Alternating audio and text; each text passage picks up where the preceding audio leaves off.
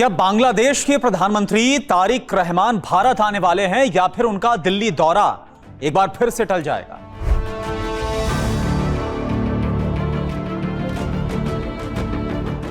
क्या बांग्लादेश की पूर्व प्रधानमंत्री शेख हसीना की दिल्ली से हुई प्रेस कॉन्फ्रेंस ने भारत बांग्लादेश के रिश्तों को एक बार फिर से खराब कर दिया?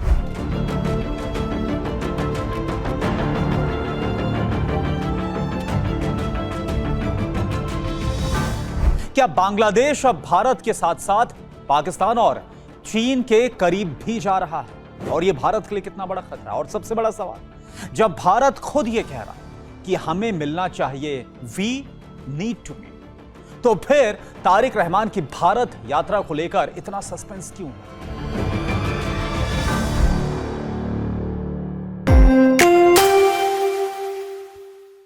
क्योंकि इसी बीच प्रधानमंत्री नरेंद्र मोदी की तरफ से तारिक रहमान के लिए एक बड़ा संदेश आया। बहुत ही स्पष्ट यह संदेश है, वी नीड टू मीट। अपने आप में ये जो 4 शब्द हैं अंग्रेजी के, वो बहुत कुछ बयां कर रहे हैं। भारत के हाई कमिश्नर ने यह कहा है कि प्रधानमंत्री मोदी चाहते हैं कि तारिक रहमान की भारत यात्रा यादगार। लेकिन दूसरी तरफ ढाका की तरफ से क्या कहा जा रहा है? भारत यात्रा के लिए पहले अनुकूल माहौल बनाना चाहिए। तो आखिर इस वक्त भारत और बांग्लादेश के बीच चल क्या रहा है?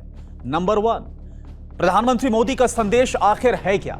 सबसे पहले आज की यह बड़ी खबर आपको बताएं। भारत के हाई कमिश्नर दिनेश त्रिवेदी ने प्रधानमंत्री तारिक रहमान से मुलाकात की और इसके बाद उन्होंने यह बताया कि प्रधानमंत्री नरेंद्र मोदी का यह मानना है कि दोनों नेताओं को मिलना चाहिए और प्रधानमंत्री मोदी यह चाहते हैं कि जब बांग्लादेश के प्रधानमंत्री तारिक रहमान भारत आए तो उनका जो दौरा है वो यादगार होना चाहिए।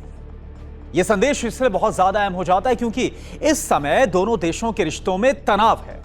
भारत का संकेत साफ है, मतभेद है लेकिन बातचीत बंद नहीं होनी चाहिए। और भारत के लिए तारिक रहमान से सीधे संवाद इसलिए भी अहम हो जाता है क्योंकि बांग्लादेश के साथ भारत के संबंध सिर्फ राजनीति तक सीमित नहीं है। सीमा सुरक्षा, व्यापार, कनेक्टिविटी यानी कि जो संपर्क है, ऊर्जा, पानी और जो नॉर्थ ईस्ट की सुरक्षा, इन सब का जो सीधा संबंध है वो बांग्लादेश से है। अब एक और सवाल है, फिर तारिक रहमान भारत आने से हिचक क्यों रहे? यहीं से कहानी और पेचीदा हो जाती है। पहले इस बात की उम्मीद थी कि तारिक रहमान अगस्त में भारत आ सकते हैं, लेकिन बांग्लादेश की सरकार की तरफ से यह कहा गया कि भारत यात्रा के लिए कंड्यूसिव यानी कि अनुकूल माहौल होना जरूरी है और अभी वो माहौल ठीक नहीं। और यह बयान ऐसे समय में आया जब दोनों देशों के बीच सबसे बड़ा विवाद फिर से सामने आ चुका था, शेख हसीना। बांग्लादेश लगातार भारत से हसीना के प्रत्यर्पण की मांग कर रहा है।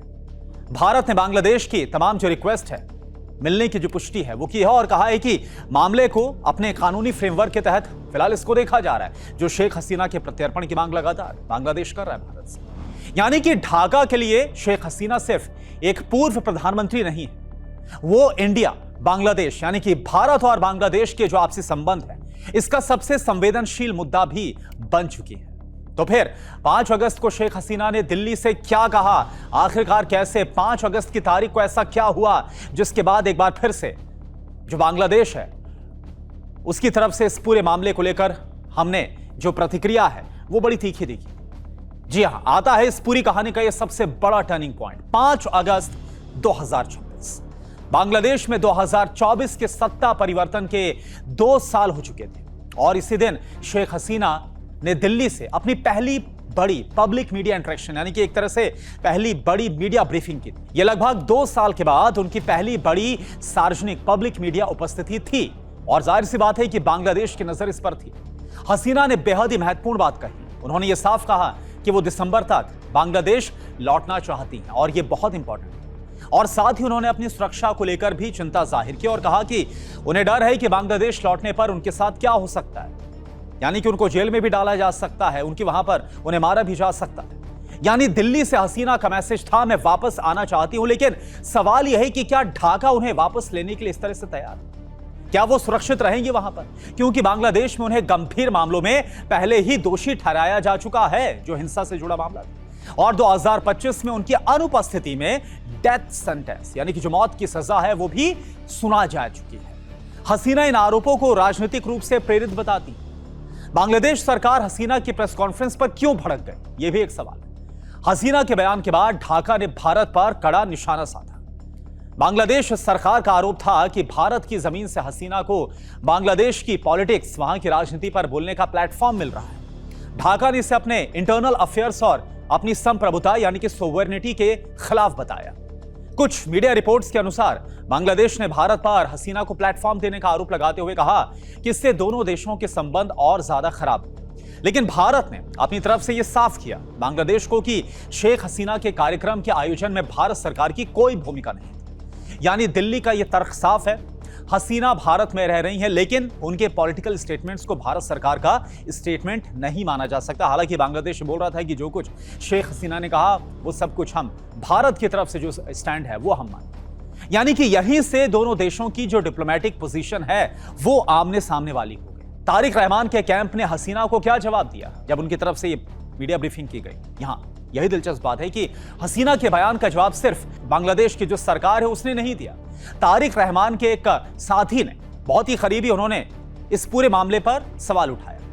अगर हसीना को बांग्लादेश वापस आना ही है तो दिसंबर तक का इंतजार क्यों किया जा रहा है। तारिक रहमान के साथी ने यह भी कहा कि अगर वो लौटना चाहती हैं तो उन्हें अभी लौटना चाहिए।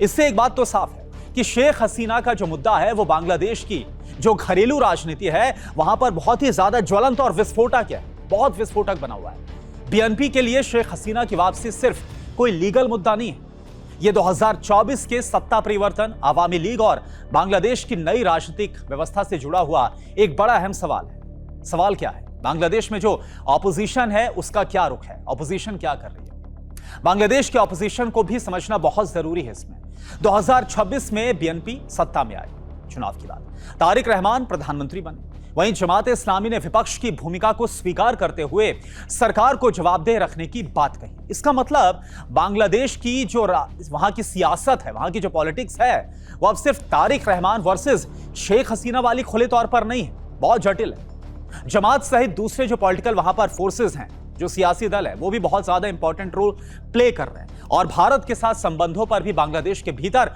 बहुत अलग अलग विचार इस वक्त है। तारिक रहमान के लिए समस्या भी यही है। एक तो भारत के साथ जो रिश्ते हैं वो सुधारना जरूरी है, क्योंकि हमने देखा था कि शेख हसीना के वहां से निकलने के बाद जिस तरह की हिंसा वहां पर हुई है, खासतौर पर हिंदुओं पर जिस तरह से अत्याचार किया गया, इसके बाद लगातार जो रिश्ते हैं वो बहुत ही खराब हुए। लेकिन तारिक रहमान को करना क्या, डोमेस्टिक पॉलिटिक्स में भी भारत और हसीना दोनों बहुत ही ज्यादा सेंसिटिव मुद्दे, यानी कि वहां की जो डोमेस्टिक पॉलिटिक्स है उसको भी साधना। तो सवाल यही है कि क्या शेख हसीना की वजह से तारिक रहमान का भारत दौरा टल गया। यहीं पर पूरी कहानी सामने आती है और प्रधानमंत्री मोदी के संदेश को हम यहां पर जोड़ते हैं। एक तरफ प्रधानमंत्री मोदी ये बोल रहे हैं कि हमें मिलना चाहिए, वी नीड टू मीट। दूसरी तरफ ढाका की तरफ से क्या कहा जा रहा है, पहले कंड्यूसिव माहौल होना चाहिए, अनुकूल माहौल होना चाहिए, और तीसरी तरफ शेख हसीना का एक्स्ट्रेडिशन इशू, यानी उनको प्रत्यर्पण करने की जो मांग है वो लगातार बांग्लादेश कर रहा है। और यही तीन चीजें तारिक रहमान की यात्रा को बहुत ही ज्यादा जटिल, बहुत ही ज्यादा कॉम्प्लिकेटेड बना रही है। तमाम जो रिपोर्ट्स हैं उसमें यह बात भी सामने आई है कि जो प्रस्तावित भारत का दौरा है फिलहाल वो टाल दिया गया, और जो आगामी ब्रिक्स समिट भारत में होने वाली इसमें भी तारिक रहमान की मौजूदगी भी बहुत ज्यादा अनिश्चित लग रही है। लेकिन भारत अभी भी डायलॉग का रास्ता खुला रखना चाहता है। भारत का जो रुख है बहुत ही पॉजिटिव है, बहुत ही सकारात्मक है। पड़ोसी मुल्क होने के नाते भारत चाहता है कि जो रिश्ते बेहतर होने चाहिए, और यही कारण है कि प्रधानमंत्री मोदी की तरफ से इतना स्पष्ट मैसेज दिया गया, क्लियर कट कहा गया कि वी नीड टू मीट। लेकिन अब पाकिस्तान वाला एंगल भी आप समझिए, किस तरह से जो 2024 में जिस तरह सत्ता से बेदखल किया गया था शेख हसीना को, उस दौरान से हम देख रहे हैं कि कैसे पाकिस्तान की जो इन्वॉल्वमेंट है वो बांग्लादेश वहां पर लगातार बढ़ती है, खासतौर पर जमात के जरिए। जी हां, इस कहानी के सबसे ये संवेदनशील, सबसे सेंसिटिव मुद्दा है पाकिस्तान, बांग्लादेश और पाकिस्तान के जो रिलेशंस हैं, इसमें हाल के समय में हमने देखा कि कैसे एक बार फिर से दोनों बहुत ज्यादा करीब आ रहे हैं। और अब एक घटना मैं आपको बताता हूं, अभी हाल ही में 15 अगस्त 2026 को बांग्लादेश की जो मिलिट्री इंटेलिजेंस एजेंसी है DGFI का 6 सदस्यीय डेलीगेशन पाकिस्तान गया। ये कुछ रिपोर्ट्स के जरिए इस बात का दावा किया गया। ये जानकारी ऐसे समय में आई है जब तारिक रहमान की भारत यात्रा को लेकर बहुत ही अनिश्चितता चल रही है। कुछ इंडियन स्ट्रेटेजिक सर्कल्स इसे पाकिस्तान की बांग्लादेश में लगातार बढ़ती इंटेलिजेंस और सिक्योरिटी एंगेजमेंट के संकेत के तौर पर भी देखते हैं। लेकिन यहां पर एक बहुत ही जरूरी बात है, DGFI डेलीगेशन का पाकिस्तान जाना अपने आप में यह साबित क्या करता है? ये सवाल भी उठता है कि क्या बांग्लादेश ने भारत के खिलाफ कोई अलायंस बना लिया है पाकिस्तान के साथ? बांग्लादेश की कोशिश यह भी हो सकती है कि वो भारत, पाकिस्तान और चीन तीनों के साथ अपने स्ट्रेटेजिक ऑप्शंस खुले तौर पर रखे। खासतौर पर जिस तरह से तारिक रहमान जब से प्रधानमंत्री बने और उसके बाद शुरुआती जो उनका बयान सामने आया, उसमें नजर आया कि अब बांग्लादेश चाहता है कि भारत के साथ उसके रिश्ते सुधरें। पाकिस्तान को बांग्लादेश में इतना दिलचस्पी क्यों नजर आ रही है? इसके पीछे ज्योग्राफी और जियोपॉलिटिक्स दोनों है। 1971 में बांग्लादेश पाकिस्तान से अलग हुआ था। कई दशकों तक दोनों देशों के संबंध बहुत सीमित रहे, लेकिन अब साउथ एशिया का स्ट्रेटेजिक एनवायरनमेंट बहुत बदल गया।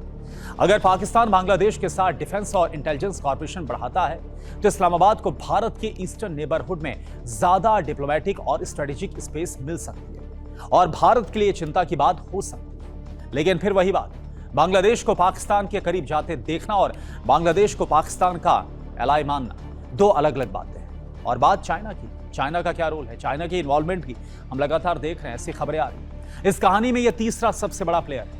चाइना बांग्लादेश के साथ चाइना के आर्थिक और स्ट्रेटेजिक संबंध बहुत ज्यादा महत्वपूर्ण हो रहे हैं। इसलिए अगर इंडिया बांग्लादेश रिलेशंस में तनाव बढ़ता है तो बीजिंग के लिए ढाका में अपना इन्फ्लुएंस, अपना जो दबदबा बढ़ाने की जो स्पेस है, असर बढ़ाने की स्पेस आसानी से मिल सकती है। यानी भारत के सामने सिर्फ पाकिस्तान की चुनौती भर नहीं, पाकिस्तान, चाइना और बांग्लादेश की लगातार जो बदलती स्ट्रेटेजिक इक्वेशन है, जो रणनीतिक तौर पर एक बड़ा बदलाव आ रहा है, वो नई दिल्ली को ध्यान से देखना चाहिए, यानी कि भारत को यह ध्यान से देखना चाहिए। अब आगे क्या होगा, सवाल ये। इस पूरी कहानी का सबसे बड़ा सवाल यही है, क्या प्रधानमंत्री मोदी और तारिक रहमान की मुलाकात होगी? अगर होती है तो सबसे मुश्किल बातचीत होगी, वो मुद्दा होगा शेख हसीना का। इसके अलावा ट्रेड यानी कि व्यापार, बॉर्डर सिक्योरिटी, सीमा सुरक्षा, वाटर शेयरिंग, कनेक्टिविटी, ऊर्जा, ये सब भी एजेंडे में होंगे। भारत यह चाहता है कि जो संबंध है उसको सिर्फ हसीना मुद्दे तक सीमित ना रखा जाए। बांग्लादेश ये चाहता है कि भारत उसके जो चिंताएं हैं उसको गंभीरता से, और इसी बीच पाकिस्तान और चाइना बांग्लादेश के साथ अपने एंगेजमेंट को, अपने रिश्तों को लगातार बढ़ा रहे, अपनी इन्वॉल्वमेंट को बढ़ा रहे हैं।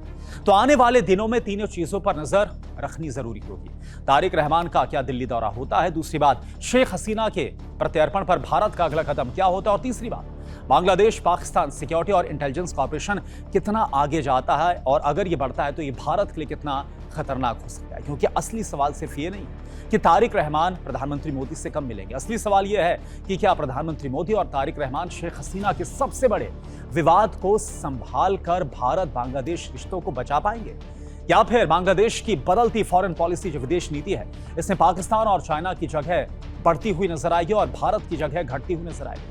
प्रधानमंत्री मोदी का फिलहाल संदेश साफ है, वी नीड टू मीट। अब देखना होगा तारिक रहमान का जवाब क्या आता है।